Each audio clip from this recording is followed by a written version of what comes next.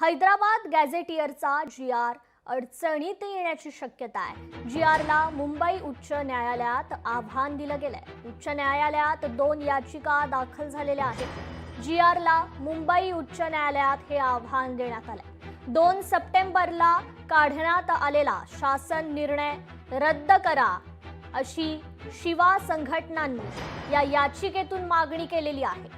ऐन गणेशोत्सवादरम्यान मराठा आंदोलक मनोज जरांगे पाटील यांनी मुंबईतील आझाद मैदानात बेमुदत उपोषण सुरू केलं होतं। या आंदोलनासाठी राज्यभरातून मोठ्या प्रमाणात मराठा समाज मुंबईत दाखल झाला होता।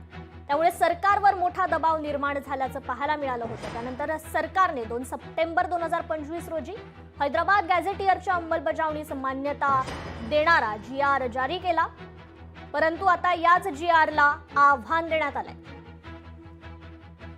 2 सप्टेंबरचा जो जी.आर. आलेला आहे, SC, ST, OBC, VJNTचे दाखले देण्याचा अधिनियम 2000 आहे।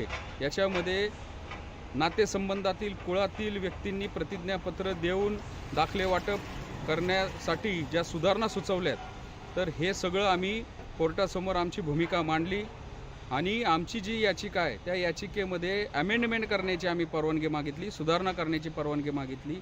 आमचं म्हणणं मुख्य न्यायमूर्तींनी ऐकून घेतलं आणि या संदर्भामध्ये एक इंटरिम ॲप्लिकेशन तुम्ही दाखल करा शुक्रवारपर्यंत आणि या संदर्भातली सुनावणी सोमवारी म्हणजेच 15 तारखेला मुख्य न्यायमूर्तींनी ठेवलेली आहे।